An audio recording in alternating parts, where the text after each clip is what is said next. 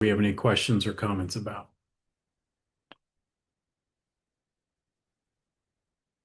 All right, I had none either, so we'll move into the abstract unless you would like us to wait to see if Mr. Petoskey or somebody can join us. Mr. Solomon is joining us. You gotta give him a few minutes because he's trying to get Okay, out. no worries. Yeah. We will do these agreements and then come back Thank you. at that point. The so we will skip over abstract 3.01 for now and move into agreement 4.01, year two of three, of agreement with Apogee. Ms. Camacho. That would be me. I have a little update because of the amount. So if Dr. White gives me sharing capabilities, it just at You least have gives it. you perfect. And Justin is probably gonna help me with this little update. Okay. Can you see that? Yes, it's loading. Oh, there you go. There we go. All right, so we are in year two of the, Apogee, which is our platform for our New Haven website, also the app and the way parents communicate with us, whether it's one way or two way. We proposed adopting this last year, and I just wanted to remind why we ended up moving into a unified platform. And this was to facilitate effective communication for parents with children enrolled in multiple schools. It had the language accessibility that we were looking for, where parents were able to text and receive messages in their native language, regardless of what language was submitted the communication. So we would submit our communication in English, but if you speak Spanish or German or Chinese, you would receive it in that language.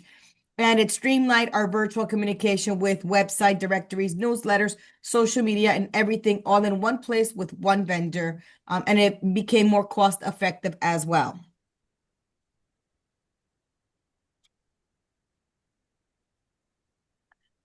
This is aligned to our strategic operating plan under the two-way communication SOP strategy 2. So I just wanted to remind folks where we live in.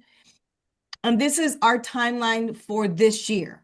So in September, we started back in August where we had a campaign kickoff. And in September, actually, no, this is the timeline for next year. I apologize. So we will be kicking off our campaign again with marketing. Justin Harmon is taking the lead on that with flyers and communication at the school level in order to have our new parents sign up for the app. We will be providing all schools in the month of September in-person refresher trainings, whether it's either during the 3-day kickoff or during staff meetings. Our goal is to finish every single school by the end of September. And then we will assess, which we do ongoing, but we will have a formal assessment of usage in November just to see how we are and if we have to go back and either assist other schools and so forth. In January, just like this year, we felt that because of the break in vacation, maybe there was some disconnect. So we provided in-person refreshers again at the school level. So we'll be doing that again next year. This year, that proved to be extremely successful. And then ongoing monitoring until June, where we will assess our usage and plan for year 3. This is our overall data. This is the last time it was pulled was April 30th. And this talks about of 202,000 teachers, we have 1,455 of them with activated room accounts. We have a 50% staff monthly engagement rate across the board. And here you see how we started at a 4% in July 2025, and slowly it started to increase as folks started to sign on. Now you'll see some ups and downs because it all depends on how much a school does use the app for communication. So if there's no communication to be had, they're not going to send a message. So that may tip the status down a little bit. But for the most part, everybody across the board remained at a 70s, lower 70s rate. For next year, we would like to see that increase, since year one was the year of learning, implementation, and dealing with any challenges that we faced. Justin, I'll let you explain our next level of work. Sure. So we'd like to the numbers that Viviana showed concerning implementation of the platform are not bad, but we would like to do better. We'd like more of our teachers to be using rooms. We'd like all of our families to be signed up and receiving information about their schools. So we're going to begin with a survey of users to identify any obstacles to adoption, just to understand if there's anything we don't know about families' experience or staff's experience with the platform that we could helpfully address or communicate more effectively about, that would enable higher levels of engagement. Part of one of the obstacles that we are aware of is that there may be some confusion about some of the nomenclature for the platform. We commonly refer to it as Aptigee, but in fact, from the family's perspective, there's an NHPS app that is what they really want to be downloading and using on their phones, in order to access the communications that come through the platform. And so we want to be marketing that heavily to families. To teachers, it's the functionality of rooms that is most important, because that's what gives them the possibility for two-way communication with families. And again, there's a different app for them. It's branded differently. It's called Thrill Share. So we want to make sure that there's no confusion about that. We'll plan in August and September to be reaching out through all of the media channels we've got. And then once we've hopefully engaged some more of our families and teachers, we're going to be continuing a process we started this year of ongoing in-person training for staff.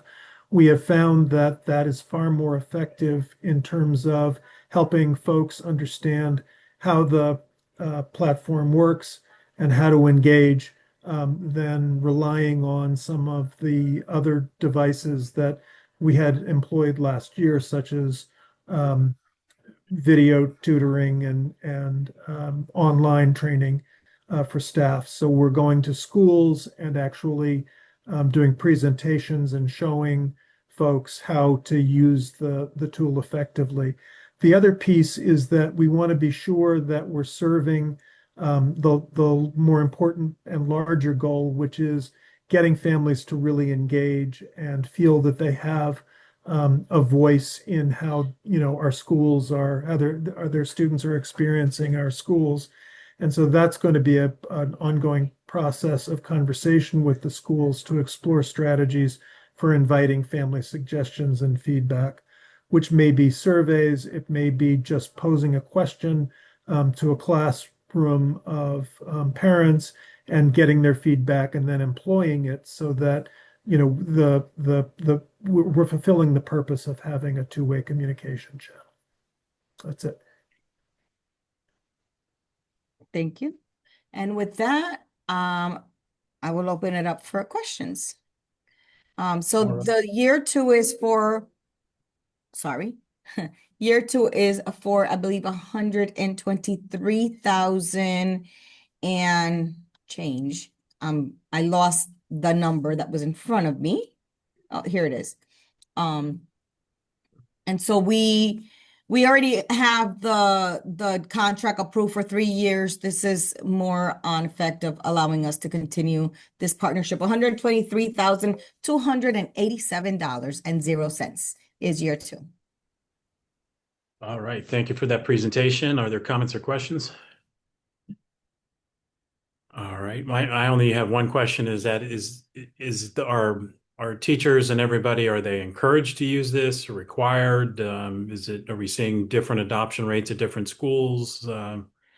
So right now it is the approved communication method for all schools in order to have a unified way of communicating with families. And we Okay. have that in agreement with both bargaining unions, SAA and NHFT. Okay. All right, that was my one question there. All right, hearing nothing else, we'll move on to 4.02, which is multi-year agreement with fiber asset. Ms. Herrera? Good afternoon, everyone.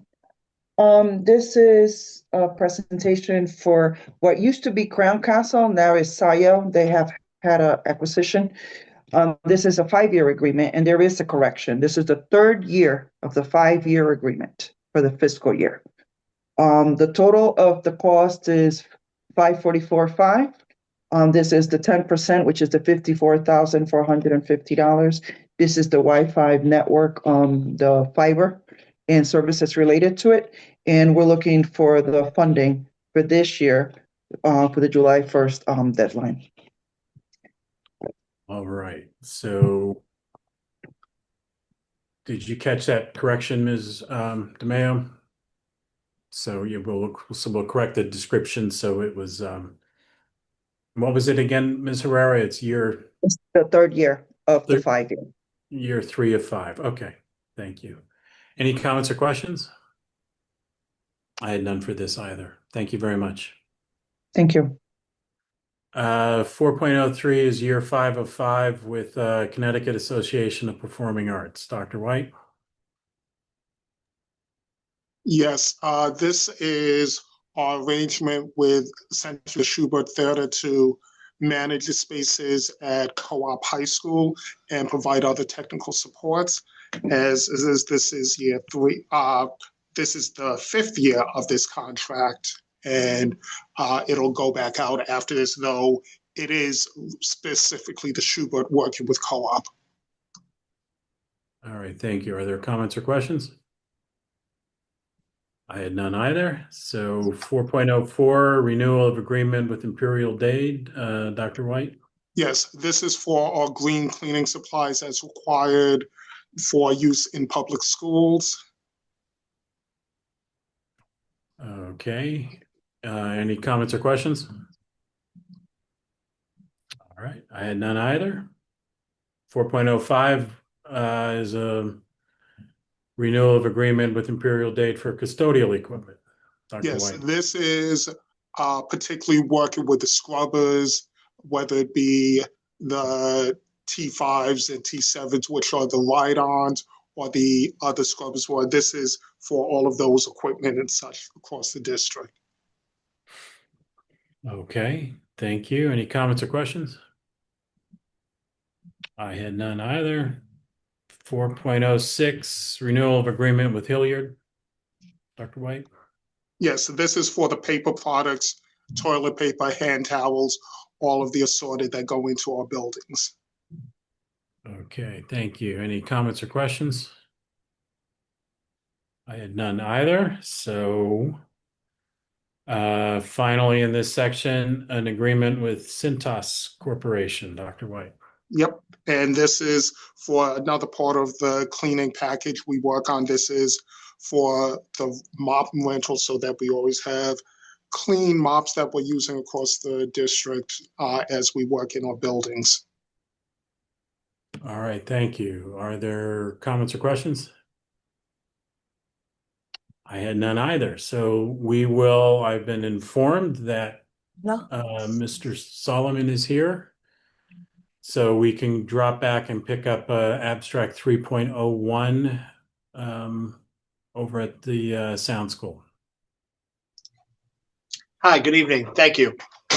So this is a sub-awardee agreement with Southern Connecticut State University for a multi-year pathway. We're really looking to build a connection between middle school with Fame and Martinez, Sound School students, and then Southern University students focused on developing curriculum around coastal ecosystems and restoration to get these kids into the habitats right in their backyard, start understanding the value of them as middle schoolers, using the professors and grad students at Southern to train sound school students who can then mentor middle school students.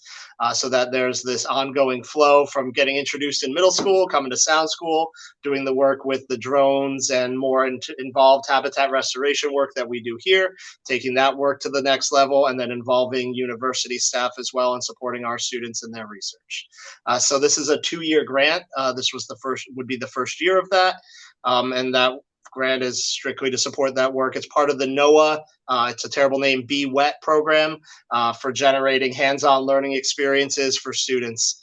So we're really excited with this partnership we're building with Southern, with Dr. Graves and Dr. Emma Cross, to engage our students through middle school, high school, and hopefully on to Southern after that. All right. Well, thank you for that. Are there any comments or questions? I'll just say this sounds like another great program. So Thank you, Matt. thank you for applying and getting it. Thank you. All right. Thank you very much. We will move on in the agenda into amendments. 5.01 is an amendment with Bay State interpreters. Ms. Haxey. Yes, good afternoon. Thank you. Well, as you know, trying to estimate how much we'll spend in translations each year is the bane of my existence. So we've actually done quite well this year in some respects, even though this looks like we're up to, 53,000. Is that it? But it really is that we have only spent a total of, this will be a 28,000 in general funds. So that's actually quite good. I've been able to leverage Title IV for more of the phone-in translation service this year. But no matter what, we do end up always having to have so many, it's documents that really put us over. One long psych evaluation can be $1,500. And so it's just really staggering, and there's absolutely no way to predict it as we come to the end of the year. So I did have to add a little bit more here. And we've actually stopped the service right now, and we're using up our IRIS contract, which we also have in place. And they're doing all our work right now, so that we're going to come right up to the end on both contracts. All right. Thank you. Are there any comments or questions? Mine, just out of curiosity, is, are you seeing particular languages that you're translating the most into, or is it across As you'd the board? expect. Yeah, it's as you'd expect. Spanish is always our number one, but Pashto is a close second. And then, after that, it's a mix, Haitian Creole, like everything you could imagine. But really, Pashto, of course, is one of our top. And then you'll have Arabic, French, and then, everything. But Spanish is number one always. Okay. And my second question is, do you anticipate that some of the AI related or AI based translation software is going to change this in the coming years? I also understand there's, FERPA and other Well, problems. quite honestly, at the novice level of speech or writing, it's quite accurate. But the problem is that once you get into what we call in world language fields, like the intermediate or advanced level of discussions, there's so much nuance in what's being said, and especially at the technical level, that it really still, luckily, does require a human. Luckily or unluckily, depending on how you're looking at it. I guess from a world language teacher perspective is luckily. But I would say that certainly it has opened the door to more things, like some of the stuff we have, through Aptigee and other places where people can just click and it gets them the general gist. But I've been doing a lot of experimenting with it myself, where I've translated some things lately. For Justin, even the other day, we did the bus form, and I did it with Google in Pashto, and then I sent it to one of our Pashto teachers, and he said it's not correct. And that was just a simple Google form. So I think we're a little ways from that. Got it. All right. Thank you. Hearing nothing else on that, we will move on. And items 5.02, 03, 04, 05, and 06 are all related to snow removal amendments, which we knew was coming. So we'll go ahead and Dr. White, if you'd like to speak to all of those, and then we can also talk about any of them individually. Absolutely. So overall, as you know, Actually, Miss Dr. White, if you could just hold on one second. Ms. Downer, is your hand up for questions after his presentation? Mr. Wilcox, yes. Yes, yes, Okay. yes. I just want to make a statement. And if he could just speak to it, then you can call on me. Thank you. Okay, thank you. I just wanted to clarify, and in case you had a question about the previous item, I didn't want to miss you there. So, okay. okay, Nope. Dr. White, if you could give us a presentation and then Sure, go to Ms. absolutely. Downer. So as you know, we had an extremely active snow season this year. And initially we budgeted out $600,000 into the for snow removal.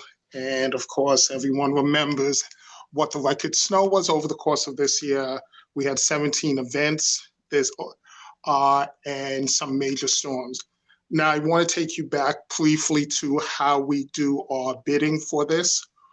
We do submit a call for proposals and work with our small contractor development program with the city. And for this program, we had 4 bidders. And they can bid on the 5 different zones. And zones are vary in size based on proximity of schools and then also the square footage that goes into the spacing of the schools. So that's how the pricing is created. In addition to that, it was requested to ask how many zones could someone handle? Because while they may bid on the 5 different zones, they're not bidding to run all 5 zones at the same time. And particularly because, especially on a smaller storm, we need time is of the essence because that becomes the difference between a delay versus a closure. So we do have to use multiple vendors to have this get things done in a timely fashion. So based on the awards, the capacity for what they said they could do and what we determined through seeing their equipment and their capacity, 3 zones were awarded to Concrete Creations, 1 zone to Tim's Enterprises, and 1 zone to Cheapskates. And all of these had price increase based on what they bid. We had 1 outlier, which came in at 177% of their cost over what was initially bid out for their zone. And the big reason is because they had more competitive pricing with the smaller events, but had higher pricing for large events. And we had a few large event snowstorms, and so that represents why their cost was an outlier for what we're going through. And as we go forward, we will be putting more into the snow line and hope for going back to more milder snow conditions. But again, we are working the best we don't know what will happen year to year.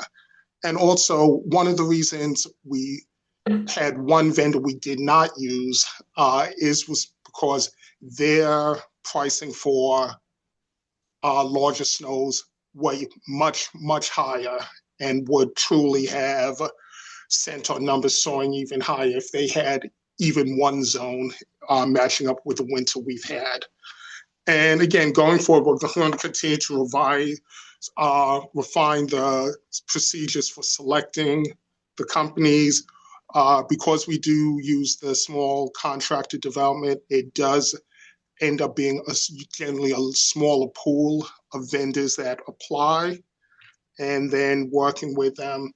One thing to note that was during each event, contractors are paid per event. So if something was not done to our satisfaction and we call them back, that was their job to complete.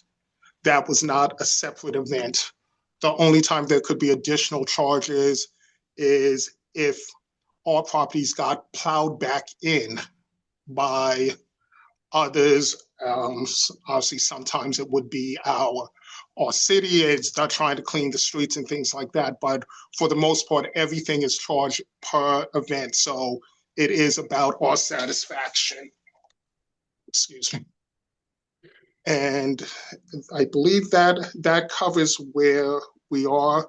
One of the things we want to look at in the future is how we could work more with the city. Also, what we could do with establishing a grounds crew ourselves for some of the work, the quick pass work that needs to be done. But the key issues, excuse me, are that one, we need contractors working and a certain speed of doing multiple projects because we have to clear 42 properties if we're going to open school, whether it be a delay or after we conclude, after closing. So in previously speaking with Department of Public Works and the Chief Administrative Officer for the city, basically was like, we could either do the streets or the schools.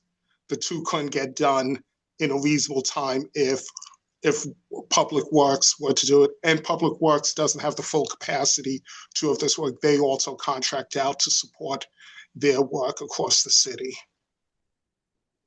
So I think this is a good place to stop and take questions. Thank you. All right, Ms. Downer. Thank you, Dr. White. Thank you. I have Zone 2 and Zone 5. They both had 9 locations. Was the square footage different for Zone 2 versus Zone 5? The total square footage, there was a significant difference?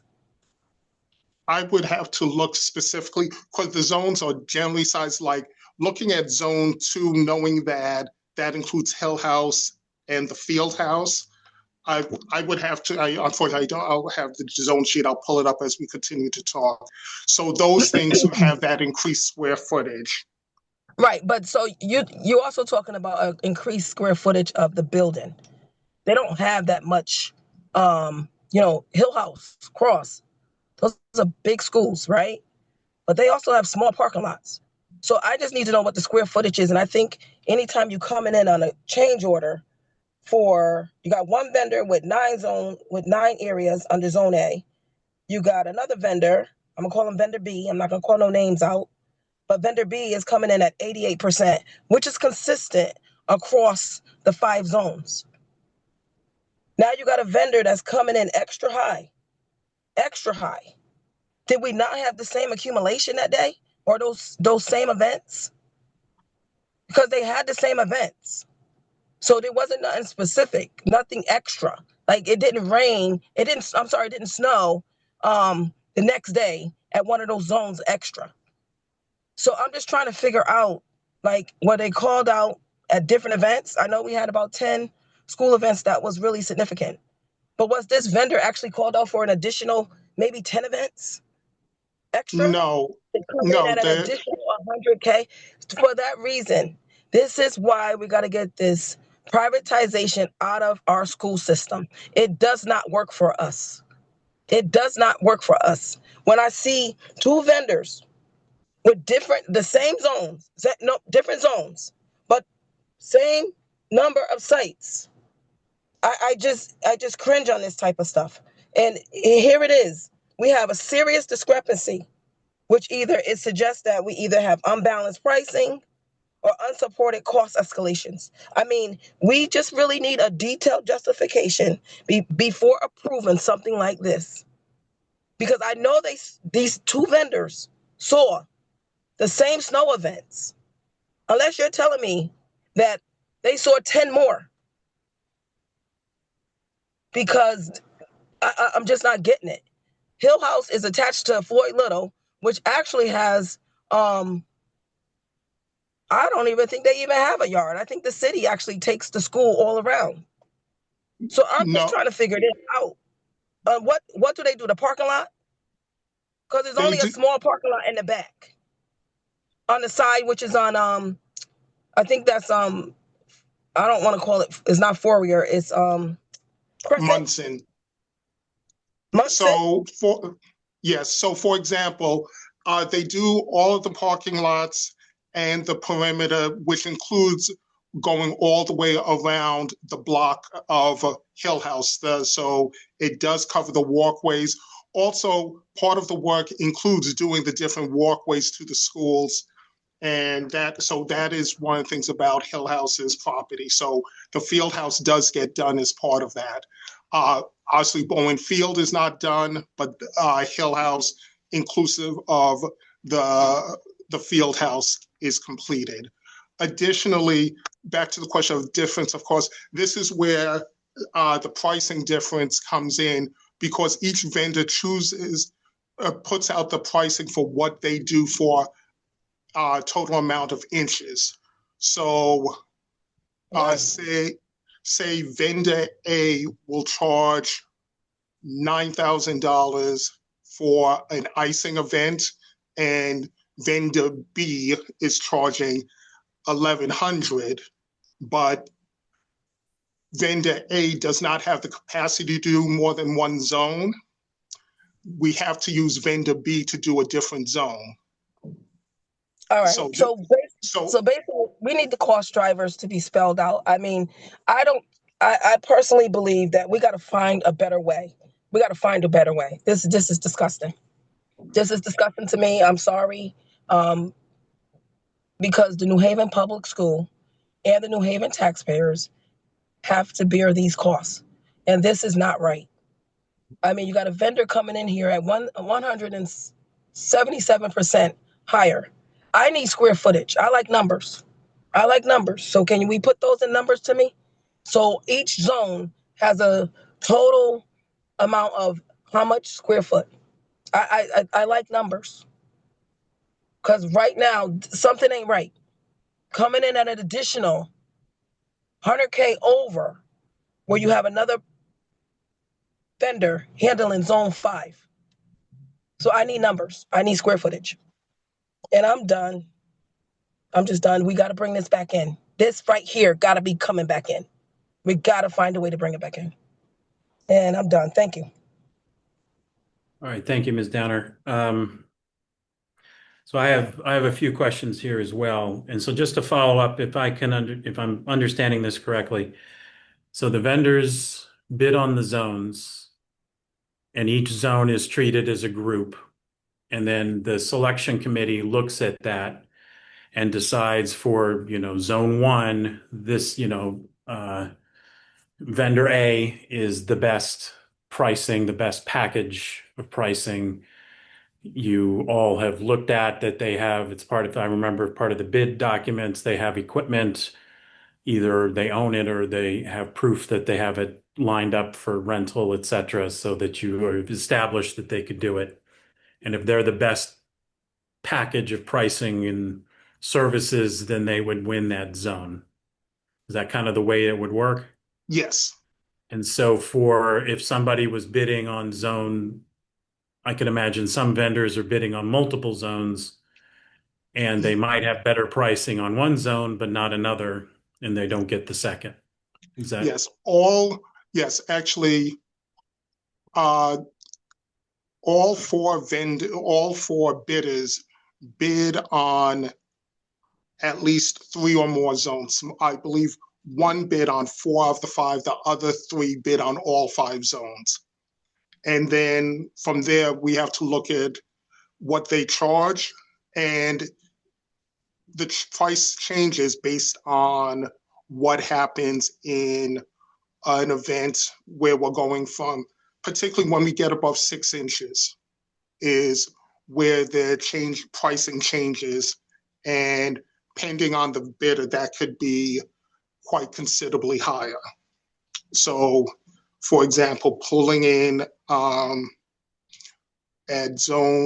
above 6 inches, on one of our tabs, there's a $8,000 price range, and then the one we excluded went up by almost 15,000. And then when we get to a 12-inch storm, there's a range in prices of a $20,000 range of what they would charge. And with only 4 bidders, and again, going back to the capacity that bidders can do, we had one that is on the scale that they could do 3 zones, and we did give them 3 zones. 2 others said they had the capacity to do 2 zones. One, we didn't believe they had the capacity to complete that, so that left 1 zone out there.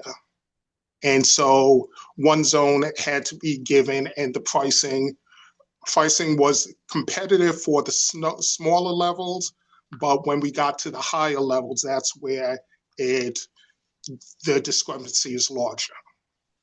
And because we had high snow events, high inch totals, that's where the pricing difference comes in. Okay. So one vendor wanted 3 zones, said it could do 3 zones. They got 3 zones. One you gave 1 zone to didn't think that they could handle an additional zone.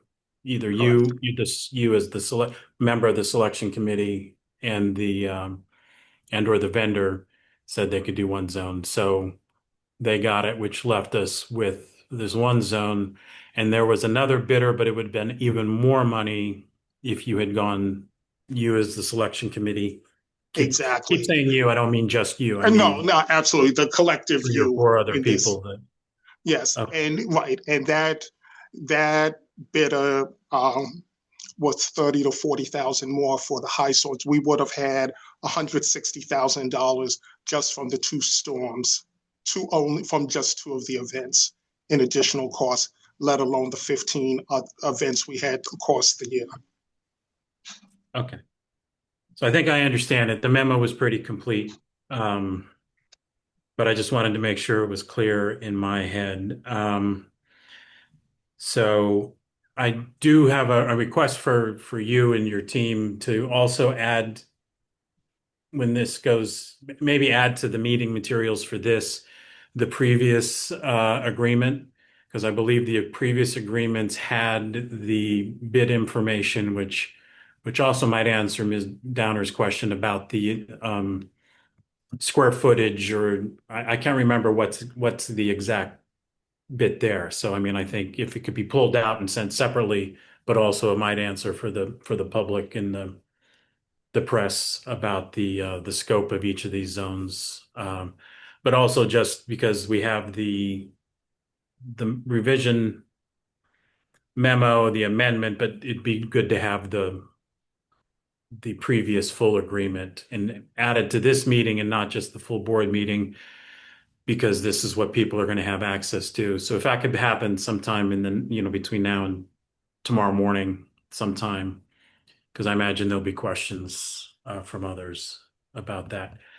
Other questions I have, so I'm certainly in support of, trying to pilot work, bringing things in-house, breaking off a zone or some number of schools and experiment with trying other ways of doing this, bringing parts in-house. I know there'd be equipment costs that we would have to purchase or rent, but I think I would expect that as snow plans come together for next year, that'll be what the committee is going to be asking for is seeing that that's there. I'm hoping the meetings can continue with the city. I imagine their costs are climbing too. And so, I mean, we're all part of the same city. Exactly.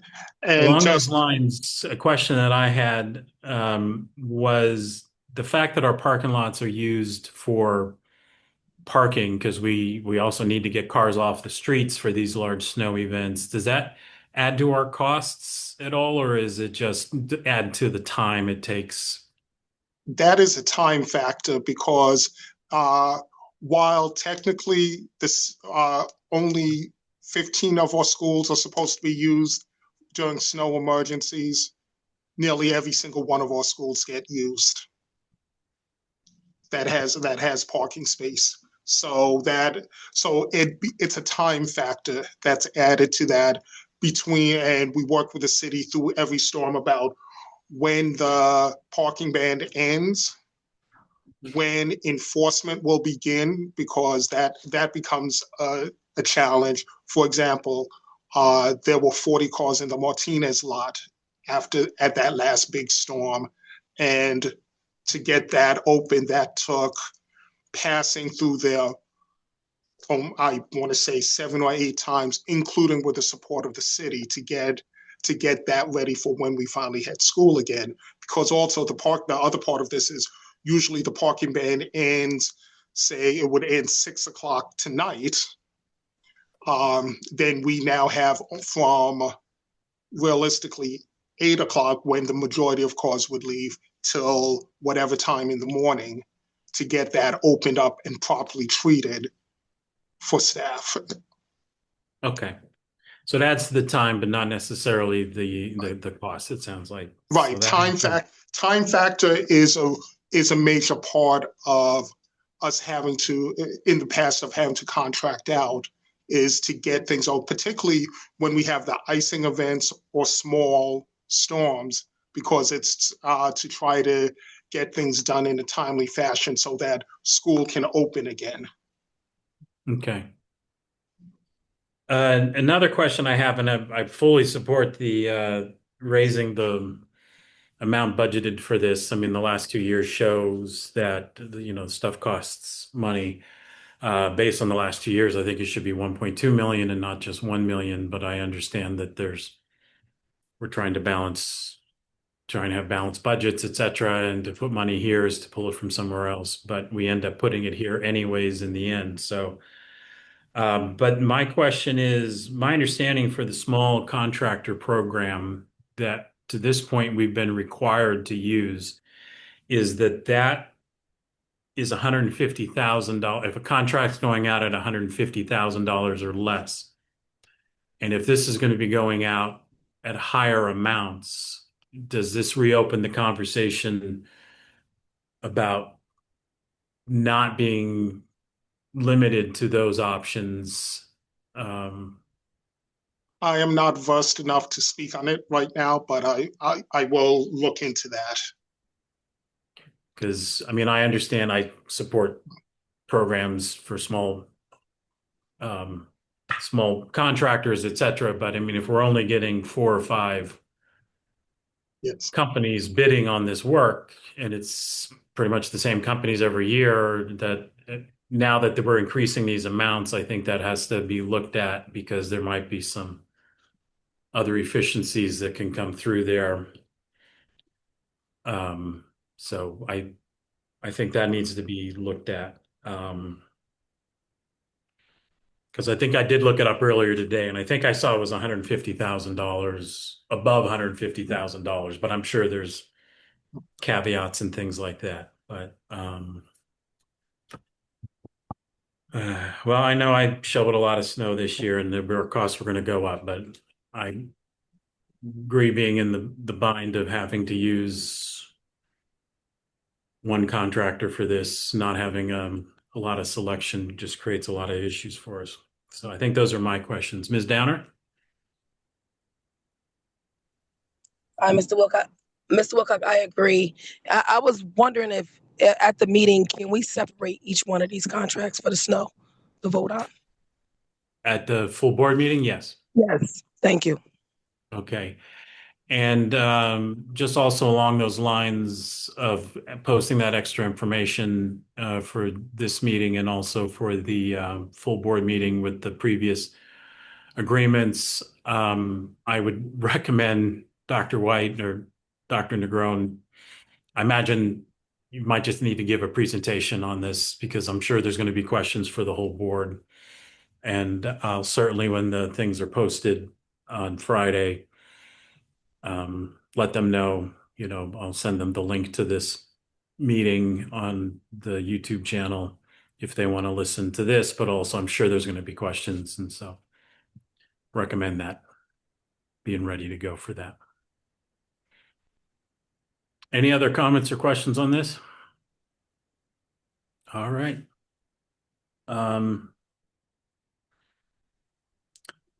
Okay, moving into data sharing agreement 6.01. Mr. Nguyen? Yeah, so this is a follow-up from our last meeting, and the question was around whether or not the vendor would accept would accept student numbers, but not the first name and last name. And the vendor is fine without the first and last name being included. All right. Are there comments or questions? So my question is, it sounds like it's voluntary, like if somebody doesn't want to do it, so it's like an opt out of using your name. Is there a reason why we couldn't just use these, use these the alternative? I think I don't see any reason why we couldn't direct teachers to instruct students to make up an alias. Okay. Yeah, I think that would be fine if we want to make that part of the standard use of this program in our schools. Okay. I All can right. talk to the Dean and Natalino and make sure that messaging gets across to all of our school counselors in every school so that it's clear. Okay. Thank you. And I can also talk to Tina about, I don't know what she can do on her end in the language. She's the owner of Skillionaires Games, and see if there's anything she can do on her end. But if nothing else, we can certainly message that to our schools. Okay. That answers my question. And if there's nothing else on this, thank you very much. And we'll move on to contracts. And they all seem to be food service related. So it's going to be the Mr. Young show. 7.01, renewal of award to Tasty Brands. Good evening, everyone. Yes, this is renewal. This is a contract renewal to Tasty Brands. Tasty Brands provide cold and hot sandwiches to our operation. All right, thank you. Are there comments or questions? I had none either. 702, JTM Provisions. JTM Provisions is a contract renewal. They provide us with pasta and sauces. All right, thank you. Comments or questions? I had none either. 703, renewal contract with Loopy Incorporated. Loopy is one of our local bread vendors here. They provide us with buns as well for our burgers and other sandwiches that we provide. All right, thank you. Comments or questions? Hearing none. 704, water renewal with J&G Baked Goods. J&G Baked Goods is another bread vendor. They provide us with our other main bread products throughout the district. All right, thank you. Comments or questions? All right. 705, renewal with Nuovo Packaging. Okay, Nuovo Packaging. This is a renewal for our film packaging that's provided for field trips as well as our inter-school agreement sites. All right, thank you. Comments or questions? Hearing none. 706, renewal of award with Bardova Outfitters. And this is a renewal for our uniforms for our cafeteria staff for the year. All right, thank you. Comments or questions? All right, I had none either. Thank you, Mr. Young. Thank you. That's the end of the action items. I'll make the motion. I move that we send to the full board this one abstract, 7 agreements, 6 amendments, 1 data sharing agreement, and 6 contracts. So move. So it's been moved. I'll second it. Any discussion? We'll go ahead and vote. Ms. Downer? Yes. And I'm a yes as well. So those will move forward. 9.01 is MOU with the city for shared position. I don't know who has that item.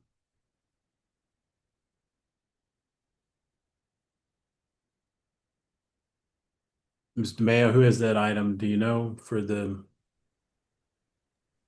If I remember correctly, this is just an update that... It wasn't tagged, but I'm happy to speak to it. As we know, this is a position that we share with the city where we end up splitting costs on that. Just give me a second here. Yeah, there was no linked materials, so I'm assuming it's just an update. Yeah, and we are in the process of putting that MOU together because we have one every year and we have to get one ready for the upcoming year. Okay. which starts in 30 days. So, Yes. okay. So we should probably see that at our next meeting. Yeah, we're gonna try to see if we can get help from Attorney Barrera to help us put that one together. Okay. All right, thank you. Are there any comments or questions? All right, hearing none. Upcoming financial issues. My understanding is our CFO had a couple things he wanted to give us an update on. Yeah, thank you, Mr. Chair. So, well, actually, I'm going to give you an update on the budget for FY27, and then I'll speak to a couple of items that related to the finance for New Haven Public Schools. So, for FY27, we the alders approved the budget of. Let me actually pull up here. Approved an amount of $226,000,000, 163,784. This is an additional $12.9 million compared to the approved budget for this year. This year we had the $230 million. This $12.9 million is broken down of $7.9 million of it from the state and then $5 million from the city. So that's the kind of like the very high level basic amount that we have for next year. Now you remember when I presented the budget, I presented a secondary budget request of $232 million and change. That $232 million was the number that we adjusted after we presented a $252 million, which is what the budget book, the draft of the budget book shows. But then, we allocated just short of $20 million of special funds in order to get it back down to 232. So the others approved $226 million. So that is short, that's $6 million short. So what the others did in order to bridge that gap is that they also approved an additional $6 million. But they approved that in a different way. They are going to set that $6 million aside on an assigned fund balance on the balance sheet account of the city for educational purposes. So that amount, that money is there for educational purposes for the school district. However, it will not be part of the approved budget that will be in the system and will be part of the overall budget of the city. But it will be on the balance sheet account. The technicalities of how do we request and how do we acquire that fund, that's still to be discussed. But it is funding that will also be set aside for us. So we are very grateful to the state delegation for all the work that they did to get this funding from the state. The majority of these, just almost $19 million, I would say almost $14 million of it came from the state, and then the other five came from the city. So the state definitely came through, big time, and then the city, the alders, and the mayor allocating that additional $5 million also was essential for us to bridge the gap of our budget for next year. So with that said, we are still, monitoring this year's expenses, so we can continue to forecast next year's expenses and budget for next year, so we can make adjustments accordingly as we see how the trends and the expenses are being allocated in the upcoming months. So that's the update for the budget. Aside from that, I did wanted to share just a couple pieces about some of the work that we are doing in the finance department as far as the strategic plan. So in addition, in addition to the action plan for year 3 of the Path to Excellence that the superintendent is leading with the entire cabinet. Aside from that, I have additional items that during this first year of my tenure here, I have observed and identified as areas that we are going to be working in this coming year. But before that, I will at least highlight the 5 items that will be part of the action plan of year 3 of the strategic plan of Path to Excellence. That would be the 5 areas are mapping of resources across the district. Number 2 will be funding advocacy. Number 3, staffing guidelines review. Number 4, equitable allocation system. And number 5, an improved budget development process. So those are the five that will be part of the Path to Excellence Year 3 action plan. But in addition to that, there are some more detail level areas that we have identified as areas that we're going to be working on. This first year has been one of that I've taken the time to observe, to learn, and to identify areas that we can improve. One of the areas that we will be working on with department heads and the rest of the leadership is on our tracking and projecting future expenses. How do we provide historical and data and real-time data across the district so we can have better projections? Number two will be to create more efficient administrative processes, such as the one that we did for the PO, but create more of those to improve processes across the district coming from the business office. We're gonna spend a lot of time identifying opportunities for staff training, not just the finance training, but also training across the district for those that interact with the business office, all the way from understanding policies, processes, and protocols, all the way to more technical accounting functions for our staff to be more efficient and more effective.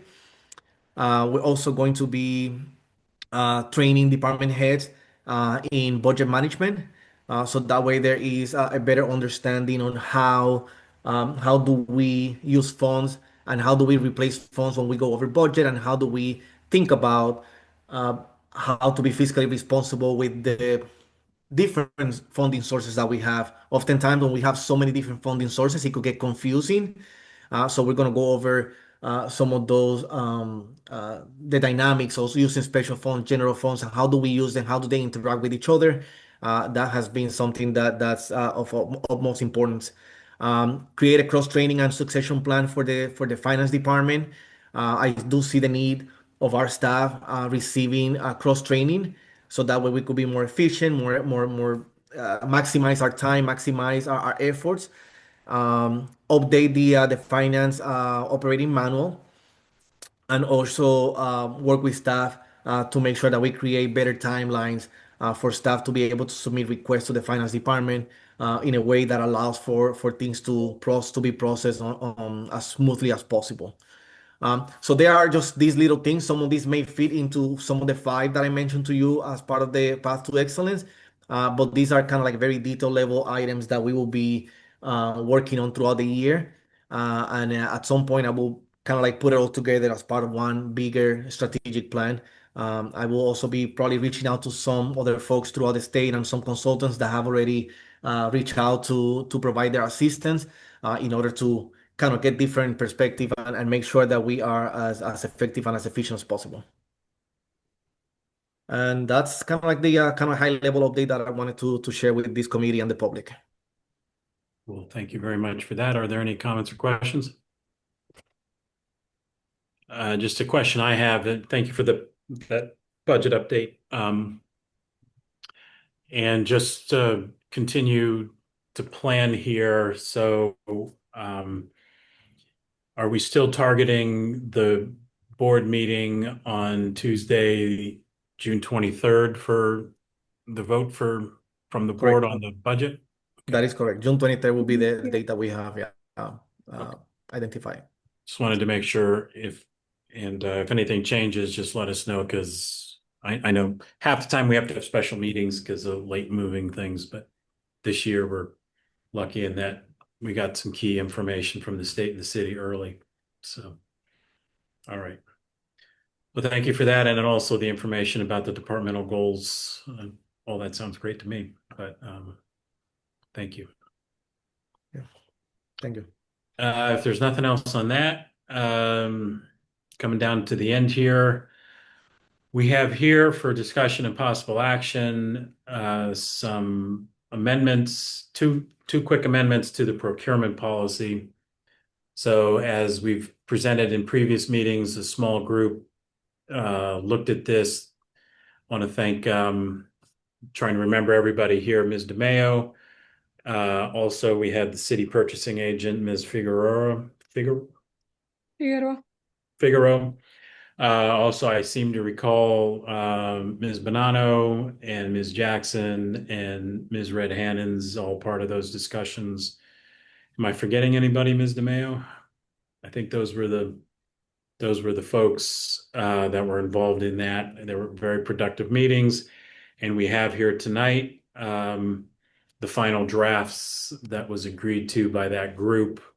As you might imagine, the board has certain rights as a creature of the state, but we're also city. The school district is part of the city, and it's mentioned in the city charter and different laws and rules. And so we had to balance a lot of different things there. So we have here before us, one is the clarifying on the sole source designation that the board will, if the purchasing agent provides a date, then we go by that date.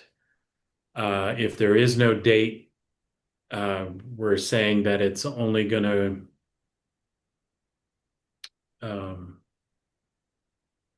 we're going to have periodic procurement to review to make sure that they meet the need there. And Ms. DeMayo, I'm trying to see here, did we drop the 3-year? I thought we had a 3-year. To review it in 3 years? No, they dropped that. And kept just the periodic review. Okay. I'm just seeing that in the final.